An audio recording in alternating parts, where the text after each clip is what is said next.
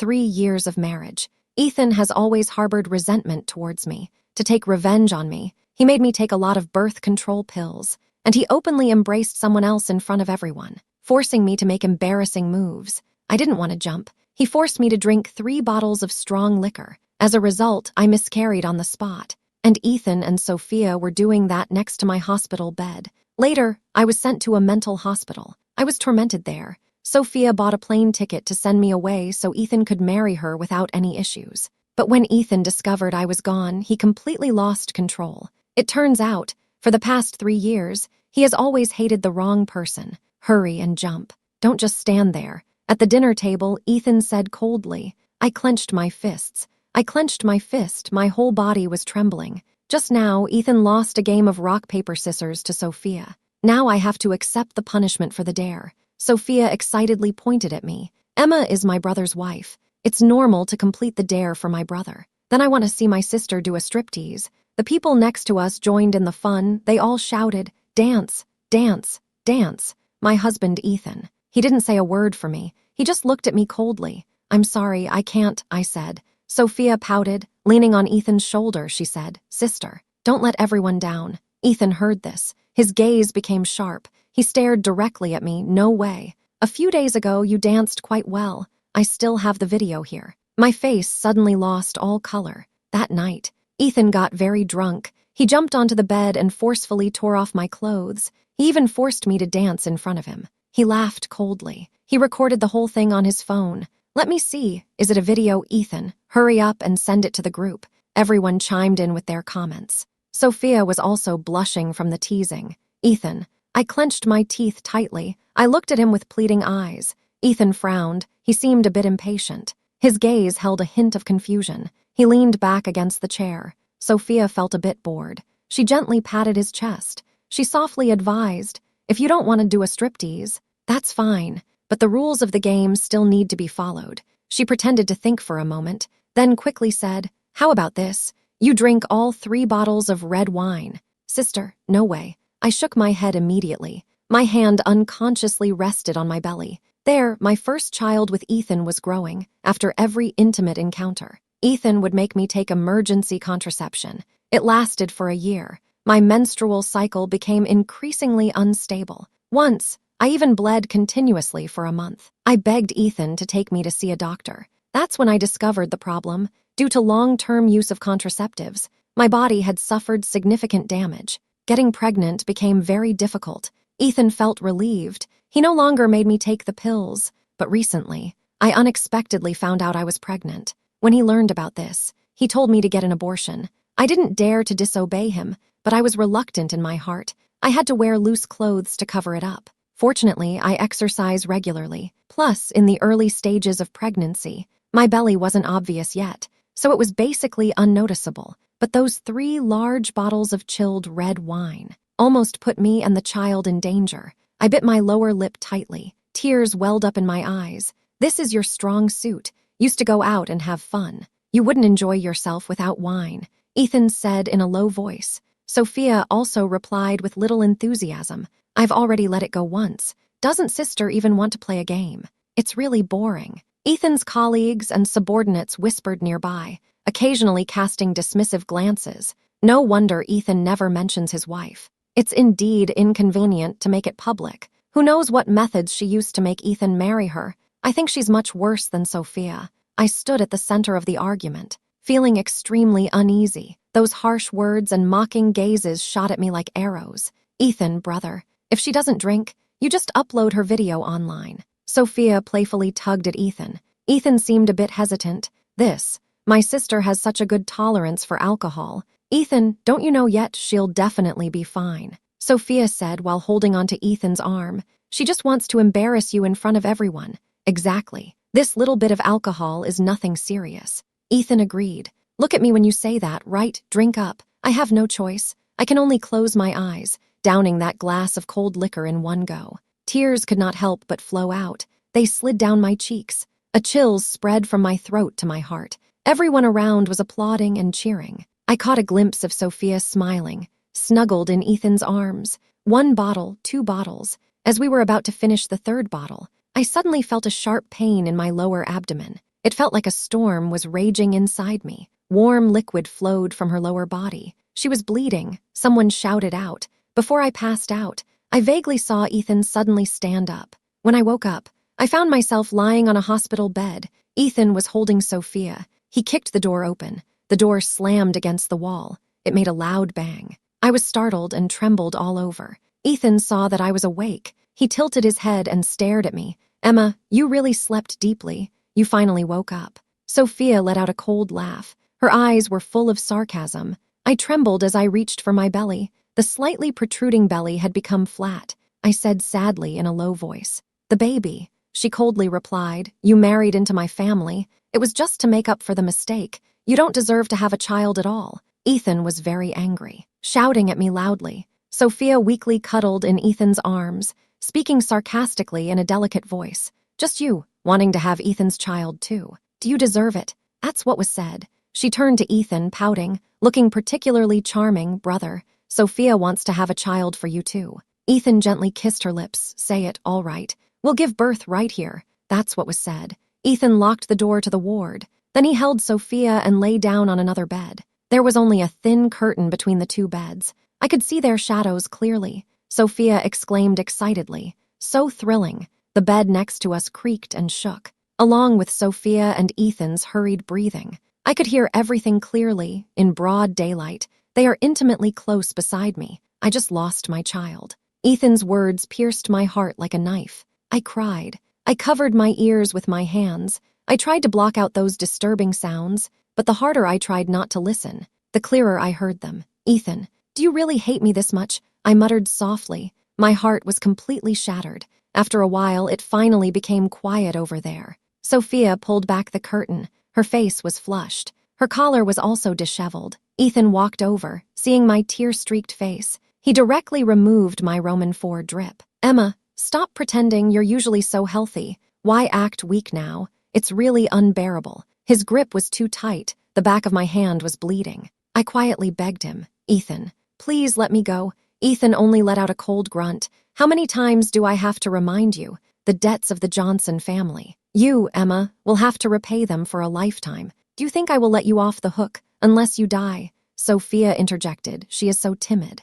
Last night, she didn't even dare to touch alcohol. How could she dare to die?" Ethan sneered. He threw down the Roman IV drip. Holding Sophia, he left without looking back. My tears surged out like a flood. I just can't understand why the debts of the previous generation have to be repaid by me. When I first got together with Ethan, he treated me exceptionally well. He took care of me meticulously. We were the perfect couple in everyone's eyes. After graduation, we went to a seaside city together. By the sea, the waves gently lifted my skirt. He knelt on one knee, looking at me with soft eyes. He proposed to me, "Emma, marry me. I will love you with my whole life." On the day, we discussed our engagement. Ethan excitedly took me to meet his mother. Unexpectedly, his mother suddenly lost control of her emotions. She shouted loudly at me, "The girl from the Johnson family. People from your Johnson family will never have a good ending. They should all disappear." I was extremely scared. Ethan was also confused.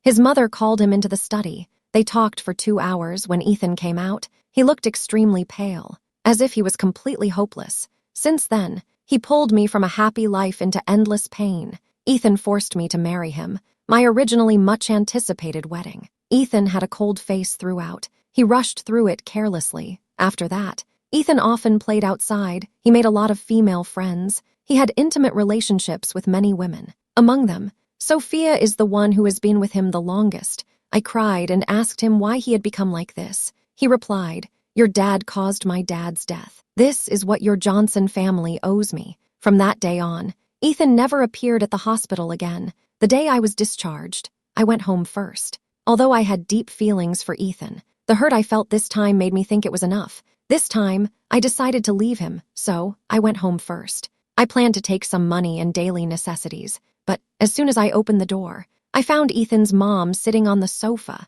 The floor was covered with various supplements. There were Ganoderma, ginseng, and Ijiao. I quietly called out, "Mom." She coldly said, "Don't call me Mom. You deserve it." I looked at those supplements. Ethan's mom suddenly started laughing maniacally. He laughed loudly. "Ha ha ha. You don't think these are for you, do you?" I stood silently. not saying a word. Ethan's mom suddenly stopped smiling. Her face showed a look that was both harsh and mocking. Do you think you're worthy? You really went too far. You almost had that child. Fortunately, it took care of itself. Remember, these things are all for Sophia. At that moment, Ethan came back holding Sophia's hand. Sophia was dragging a suitcase behind her. She called out, "Auntie." Sophia sweetly called out, still calling me Auntie. Ethan's mom smiled lovingly and replied. She hurried over and grabbed Sophia's hand. "Sophia, you're pregnant. Quick, sit down and rest. Don't tire yourself out too much. These are all specially bought for you by Auntie. They're to help you regain your strength. I hope you can give me a big fat grandson next year.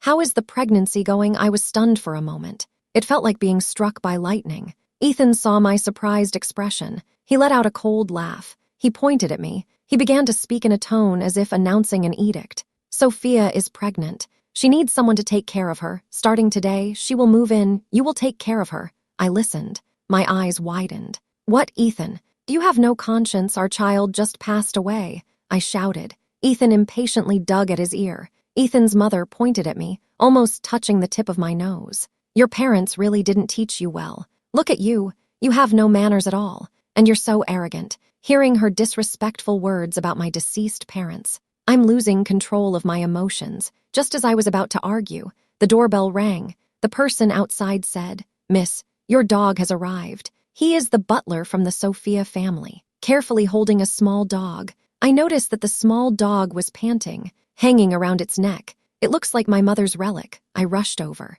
Kneeling on the ground, my hands were trembling a bit. I picked up the jade pendant and examined it closely. "Ha ha ha, why are you kneeling to the dog?" Ethan's mom and Sophia burst out laughing. "This is indeed my mother's. Give it back to me." I pulled it hard. The small dog yelped in fright. Suddenly, it bit my hand. "Ah!" I cried out in pain. The butler kicked me on the shoulder. I fell to the ground. His sharp teeth cut through my skin. "Sophia is getting anxious." She rushed over and pushed me hard. "Emma, are you crazy?" I stared at Ethan. I shouted uncontrollably, "Ethan, that's the thing I gave you. How could it be on the dog's neck?" After Ethan proposed to me, I handed him the jade pendant. It was given to me by my mother before she passed away. She said it was for her future son-in-law. Ethan took the jade pendant. He said lightly, "If Sophia likes it, I will give it to her." I grabbed the hem of his clothes. I looked up at him. My eyes were already red. Sophia said coldly, "Ethan, that's something my mom left behind." She scoffed disdainfully. "It's just stuff from the dead. It's really unlucky. A piece of old jade treated like a treasure." After saying that, she picked up the puppy and took off the jade pendant. "Just give it back to you." Sophia casually threw the jade pendant on the ground. The jade pendant immediately shattered. Shards scattered all over the ground. My heart felt like it was being torn apart. I cried as I went to pick up those shards. Ethan's mother stepped on my hand. The shards pierced into my palm. Blood flowed freely. She said, "This kick is to teach you a lesson, to make you remember not to lose control in public. Sophia is a benefactor to our family. If she got scared by the Johnson family's unborn grandchild, even if we chopped off your head, we couldn't compensate for it." Ethan saw the blood on the ground. His brow furrowed slightly. Sophia noticed he was a bit unhappy. She interjected at the right moment. "Never mind. Auntie, I'm fine, but I wouldn't dare let my sister take care of me now. She doesn't look too well at the moment." She linked her arm with Ethan's and said in a delicate voice, "How about it? Let's take my sister to the hospital first. Once her emotions stabilize, we'll bring her back home." Ethan gently tapped her nose. "Little clever one, I'll do whatever you say." The butler at Sophia's house tied me up and stuffed me into the back seat of the car. When I got out of the car, I realized Sophia had already sent me to a mental hospital. I immediately shouted, "No, I'm not sick. I'm not going in." I was so scared that I started to scream. People with mental issues always say they are fine. The director sneered. With a few strong men, they forcibly carried me inside. I was tied to the hospital bed. That's when I truly felt scared. "Let me go. I'm not sick. I want to go home." The director pushed up his glasses. The lenses flashed with a cold light. "Miss Sophia said, only when your illness is completely cured. Can you leave?" That's it. He pressed the button on the machine. The current surged through my entire body. It felt like countless snakes were biting in my veins. It hurt so much. The pain made me feel like a dying fish. My body involuntarily arched up. Cold sweat poured down my forehead. I was tormented for an hour. In the end, I lost consciousness. Someone injected cold medicine into my veins. When I woke up, my hands and feet were numb. I couldn't move at all. That's right. Cooperating obediently is the right way. The director gently stroked my cheek with his thick palm. Get lost. I felt extremely uncomfortable. I gritted my teeth and said, but then, I received a heavy slap to the face. This hit made my head tilt. This hit made my head tilt to one side. My face immediately swelled up really high. Now I realize it. I've become an object that others can manipulate at will. Since that day, every day I have to endure electric shocks, and I have to be injected with various drugs I don't recognize. My mental state is deteriorating day by day. My body is also becoming weaker and weaker. I lay in bed for several days. The pain is unbearable. I even feel that living is harder than dying. Just when I was contemplating how to end it all, an unexpected guest suddenly arrived. It's Sophia. The director politely exited the room, gently closing the door. She stands in front of me, dressed magnificently, radiant and full of life. While I can only lie weakly in bed, with a pale complexion and a weak body, Sophia crosses her arms, looking down at me from a height. She says coldly, "You haven't been doing well these days, have you? Now you understand, right? Leave brother Ethan. You can still avoid some hardships." I closed my eyes. A faint cold smile appeared at the corner of my mouth. It's not that I don't want to leave him. It's that he won't let me go. She stamped her foot. How is that possible? Ethan really hates you. It must be because you've been pestering him. I'm not lying to you. If you don't believe me, you can go ask Ethan. Sophia thought for a moment. She gently spoke. Okay, Emma. This time I will trust you. You promised me you would leave him. I can help you. Days passed. Ethan was holding Sophia. He casually asked, Sophia, where did you send Emma? Sophia hesitated for a moment. She said, she's in a house at my place. Ethan frowned. He secretly checked all the properties of Sophia's family. He didn't find Emma. Sophia is lying. A few days later, Ethan finally discovered. Sophia actually sent Emma to that notorious mental hospital. When he heard this news, his hands started to tremble. Emma could only be at his mercy. Now she has been sent to the mental hospital. He couldn't imagine what would happen next. However, when the director respectfully led him to the ward, the bed was already empty. The window was wide open. The wind was blowing the curtains continuously. Where is she? Ethan shouted. His face was pale. Meanwhile, I was already on a plane to France. Early in the morning, Sophia sent me a message. She said everything was taken care of. She helped me cancel my identity. She arranged the visa. She even bought the plane ticket. The car downstairs was already waiting. The driver said not a word. He took me straight to the airport. Sophia also uncovered the truth through her family's connections. She sent a message saying, 20 years ago, your father, Johnson, killed Ethan's father over a financial dispute. He then committed suicide out of guilt over the years. Ethan and his mother have had a tough life. Because of this, they are so dissatisfied with you. As long as you understand, leave in peace, Emma. We won't see each other again. Later, she deleted my contact information. Those long-buried past events have finally been uncovered. It turns out the grudges of the previous generation have completely fallen upon me. I remembered my mother reminiscing about my deceased father every day. She even changed my name to Emma. In the end, she left this world with regrets. Even at the end, she kept calling my father's name. I lost both my parents. I have lost both my parents. I have become an orphan. Now I don't even have a place to stay. I looked out the window at the setting sun. I took a deep breath. I have already done my best. I no longer owe anything to the Johnson family. Goodbye, Ethan. Let all the love and hate drift away with the wind. A new life is slowly unfolding. As for Ethan, he was gripping the principal's neck tightly. He asked sharply, "Where is Emma?" The principal's face turned pale. He was urgently patting Ethan's arm, repeating over and over, "In the morning." She was still there in the morning. At that moment, Sophia also arrived, seeing this scene. She rushed over and stopped Ethan immediately. "Ethan, brother, let go quickly." He's about to choke. At the moment of nearly suffocating, Ethan casually threw him to the ground like trash. The principal lay on the ground, gasping for breath, struggling to breathe the hard-won air. He asked, "Sophia, where is Emma?" Ethan's gaze was icy cold. Scared, Sophia involuntarily took a step back. She said timidly, "I don't know, brother Ethan. Why are you looking at me like that? I'm a little scared." Her eyes were filled with tears. She looked particularly wronged. Anyone who sees this would feel heartbroken.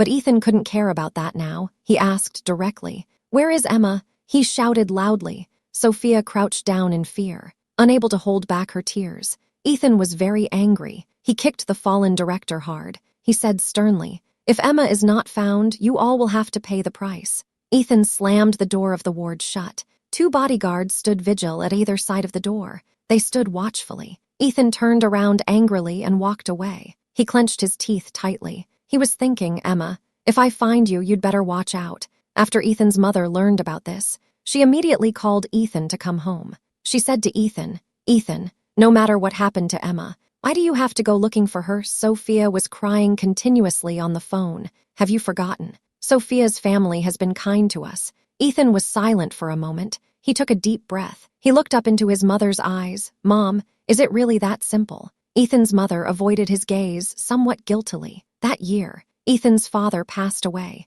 Ethan and his mother relied on each other. The orphaned mother and son were bullied by those coveting the Johnson family's wealth. It was Sophia's father who stepped up to help them. Later, Ethan finally understood. Sophia's father had an affair with her mother long ago. These years, Ethan has been silently enduring. But today, Emma's disappearance drove him completely insane. "Don't forget how your dad died." Ethan's mother pointed at Ethan's nose and said, Ethan was already tired of hearing this. He said, "Mom, I won't forget. Don't worry about this matter." After saying that, he turned and walked away. Ethan's mother had a hint of unease in her eyes. As soon as Ethan went out, he made a phone call. "Little Wang, help me check something about the truth of my father's death." I have always felt something was off. In Ethan's mother's narrative, there were always some aspects he couldn't understand. At that time, I had just arrived in Paris.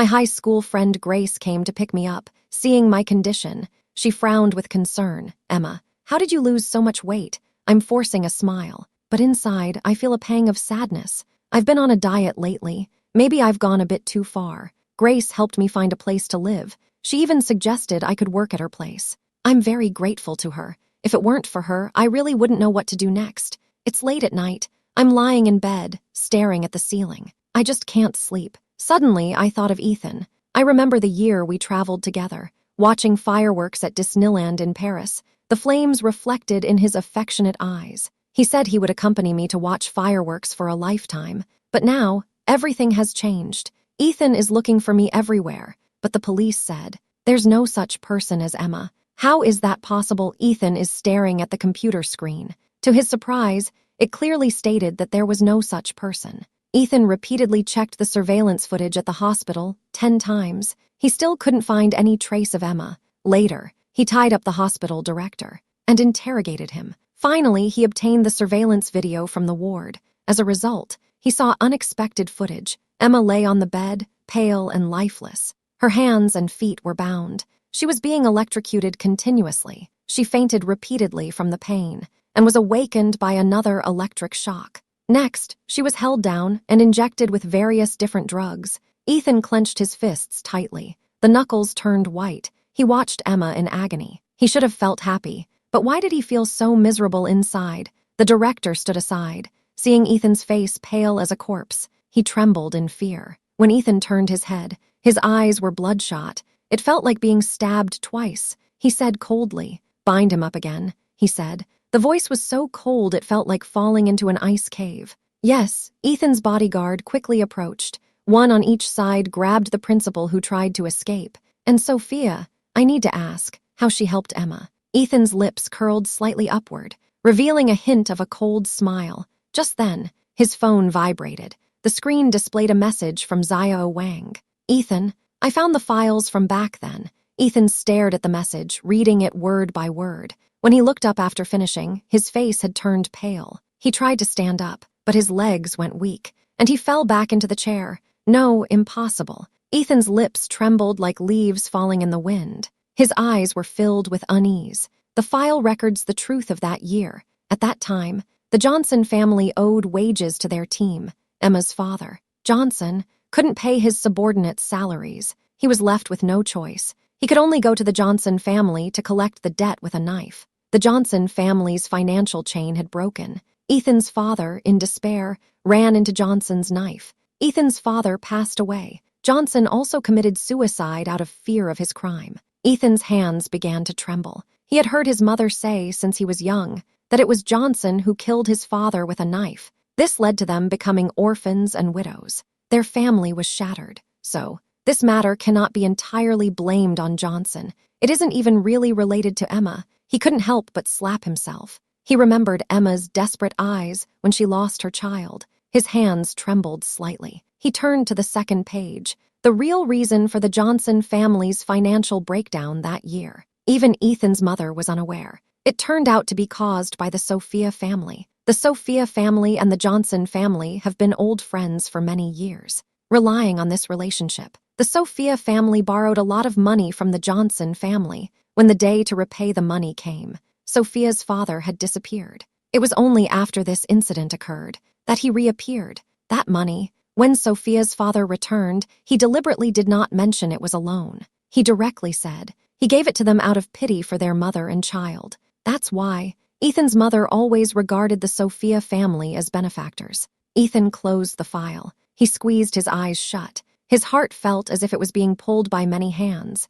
His mind was filled with the scene of Emma kneeling on the ground picking up the broken jade pendant. The blood in that image was getting redder. When he opened his eyes again, his eyes were already filled with bloodshot veins. He suddenly felt a bit absurd. All these years, he had been loving someone he shouldn't love. He has been loving someone he shouldn't love, hating someone he shouldn't hate, even. He tortured Emma until she looked completely haggard. Ethan continued to stare at the surveillance monitor. It was already the final critical moment. Emma finished reading the message on her phone. Without hesitation, she jumped out of the window. Don't jump. Ethan's eyes widened. His hand almost reached into the screen to stop her. But Emma completely disappeared from the screen. Before long, Sophia was also brought over by Ethan's bodyguard. Her hair was a mess. A rag was stuffed in her mouth. Her hands and feet were tightly bound with hemp ropes. This scene was exactly like when Emma was sent to the psychiatric hospital that day. Wah, wah, wah.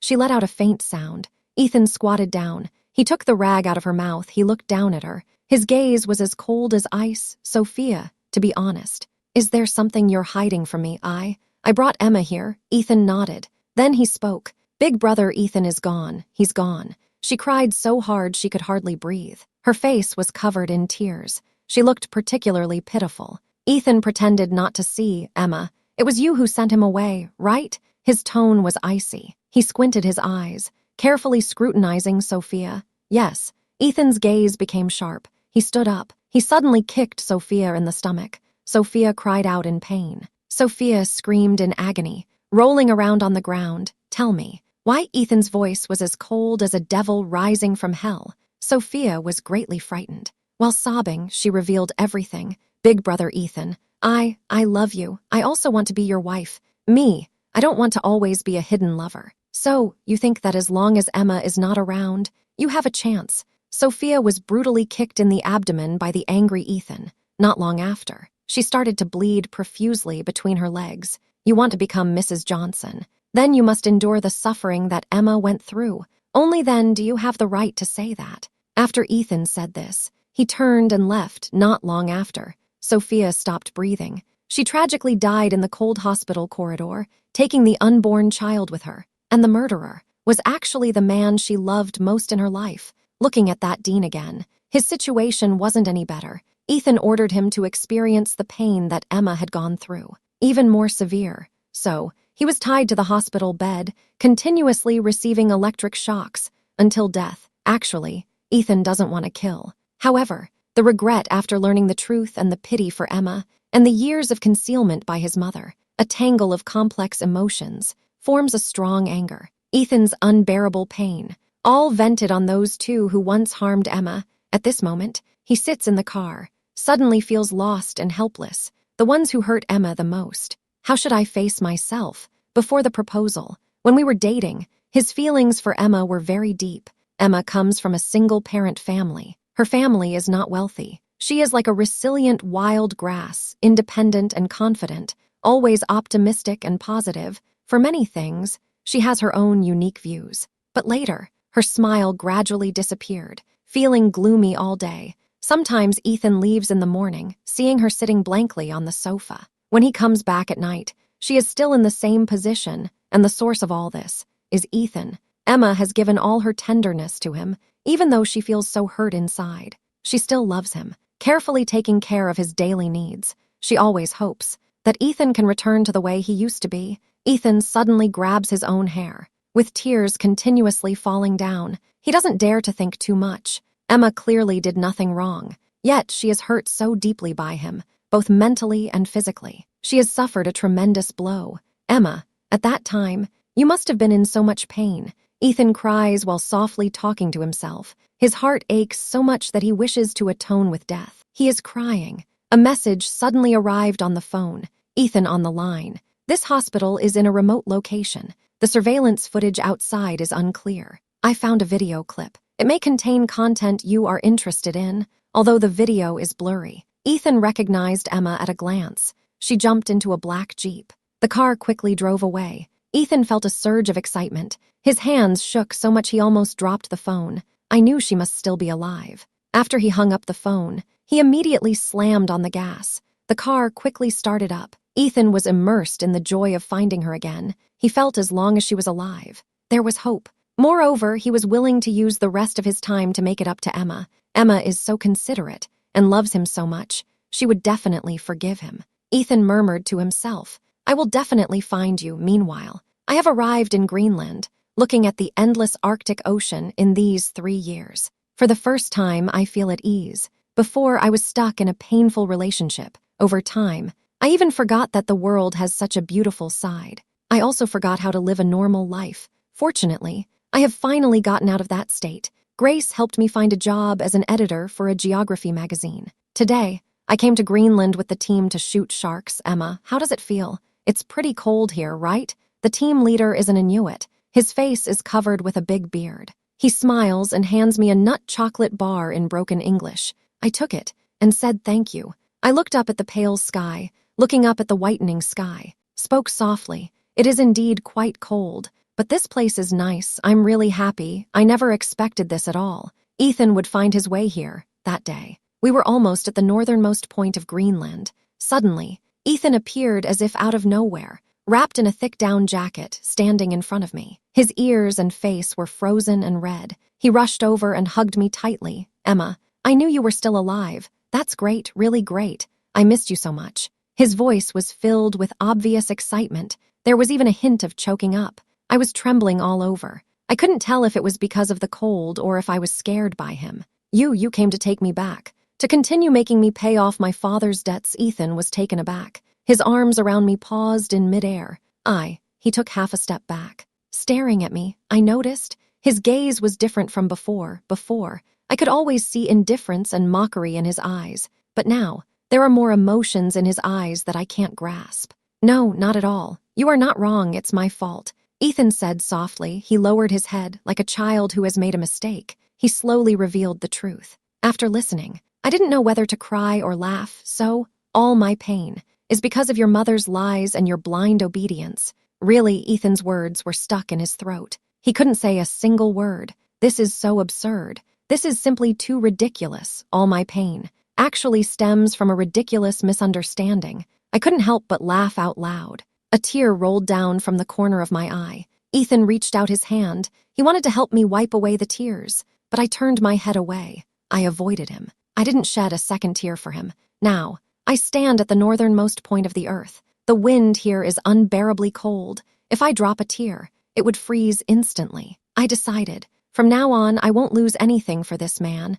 not even if my body temperature rises by 0.01 degrees. So, what brings you to find me? I asked coldly. A glimmer of hope flickered in Ethan's eyes. Emma, everything is in the past. The misunderstandings have been clarified. Come back with me. I know I've done many things to hurt you before, but I can't take all the blame. Right? Emma, I'm willing to spend my life to make it up to you, to compensate for all the harm you've suffered. Ethan actually thinks he can make it up to me. I couldn't help but let out a cold laugh. All of it okay? I wore thick gloves. My hand gently rested on my belly. I said to Ethan, give me back that lost child. Then I will forgive you. My voice was as light as the wind, but Ethan felt each word like a heavy blow. It struck deep into his heart. It hurt him greatly. I'm sorry, Emma, you like children. We can have another one. I shook my head. Say it. The doctor told me. I will never be able to have children again. Ethan's face, which was originally frozen red, suddenly turned pale. He stammered and asked, wasn't it just one miscarriage? Ethan asked in surprise. I looked at his expression. I felt a wave of disgust. Ethan, the things you've done, have you really forgotten them all? You made me take emergency contraceptive pills for 2 years. It was already hard enough to get pregnant with that child. The subsequent miscarriage nearly ruined my body. Have you really forgotten everything? Ethan hesitated for a moment. He said softly, The team leader waved and called out to me, Emma, hurry up and catch up. Don't fall behind. I turned and walked away, quickly catching up with the group, not looking back, walking faster and faster. In the end, I simply started running. The faster I ran, the further I felt I could escape those painful memories. But if I looked back, I would see Ethan still standing there. He is dressed very warmly, but the wind seems to penetrate his body directly. He looks utterly exhausted. There is a hint of coldness in his eyes. I'm sorry, Ethan said softly. However, this sentence was soon blown away by the cold wind. Tonight is lucky. We actually saw the aurora in the past. Ethan and I once made a promise to go far away together to see the aurora. At that time, Ethan was still a vibrant young man. He held my hand and said we would always be together. He said we would watch the aurora together, watch the desert sunset together, ride horses on the grassland together. Later, we really fulfilled most of our wishes. Only the aurora was always missed. We tried several times, but we never managed to see it. The last time was just before he was about to propose. We returned disappointed once again. At that time, he held me tightly. Perhaps it's just not the right time for me and the aurora. When we have children, we'll bring them to see it together. Looking back now, it turns out Ethan took my luck away. At night, my teammates and I were resting in the ice house. Just as I was about to fall asleep, I suddenly had a special feeling, so I went outside to take a look. The aurora outside was constantly changing in dazzling forms. It was truly beautiful. It seemed like there was something not far away. I looked closely. It turned out to be a person lying on the ground. Hey, are you okay? I quickly called my teammates. We ran over together to check the situation, but that person turned out to be Ethan. He was almost frozen solid. He was already on the verge of death. The team leader hurriedly tried to save him, give him hot water to restore his body temperature. We tried to revive him for quite a while. Ethan slowly started to wake up. He grabbed my hand with trembling fingers, but his gaze was directed at the sky. Emma, this way, we can say we've seen the aurora together. I didn't say anything, but my eyes were already red. The next day, we managed to get Ethan on the flight back home. I continued to follow the team and shoot. The next stop, we're going to Africa to film the animal migration. While we're still young, I want to explore more, to see places I've never been to. I also observed the people living on this land, to see how they live a life completely different from mine. The bearded team leader heard about my experiences. When we parted ways, he gifted me a beautifully carved soapstone. A shark pattern is vividly carved on the stone. He smiled and said to me, Emma, I wish you happiness. I replied, thank you. I took the gift. My heart was filled with gratitude. I also took a photo with him. Later, the editor-in-chief also liked that photo. It was published in the latest issue about Arctic animals. A long, long time passed. Only then did I hear news about Ethan again. It was Grace who told me. Ethan set fire to Sophia's house. There were more than 10 people in the family. No matter their age or gender, all perished. Ethan's mother was sent to a psychiatric hospital by Ethan. Ethan specifically instructed. His mother's mental illness was very severe. It must be treated seriously. No matter how much Ethan's mother shouted that she was not sick, no one paid attention. Ethan thought, the pain that Emma has experienced, you should experience it too. This was Ethan's last sentence to his mother. After that, Ethan's mother was locked in that small hospital room. She never came out again. As for Ethan himself, the police are actively pursuing him. I heard that his crimes are very serious. Multiple charges piled up against him. Once caught, he will definitely be sentenced to death. Days passed. That day, I had just arrived in Kenya, Africa. I unexpectedly received a large transfer. At the same time, there was a letter sent from home. This letter was passed around many times. Finally, it reached my hands. The letter contained only a few short sentences. Emma, I'm sorry. I can only make up for the harm I've caused you with my death. Please forget me. At that moment, Grace's international call happened to come through. Emma, Ethan committed suicide. I heard he shot himself 38 times. It was only the last shot that hit his heart. It seems so. This is his way of punishing himself. I close my eyes. The wind gently blows through the treetops of the acacia tree. A bird happens to be startled. It flaps its wings and flies away. It gradually moves further away. Finally, it completely disappears from my sight.